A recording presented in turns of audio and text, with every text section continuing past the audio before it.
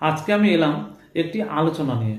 আলোচনাটি হলো আমার ধর্ম, সনাতন ধর্মকে নিয়ে।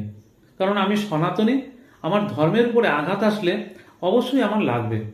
তবে অনুরোধ রইল সবার কাছে যে আজকের এই আলোচনাটি কেউ রাজনীতির চোখে দেখবেন না। আমি রাজনীতি নিয়ে আলোচনা করছি না।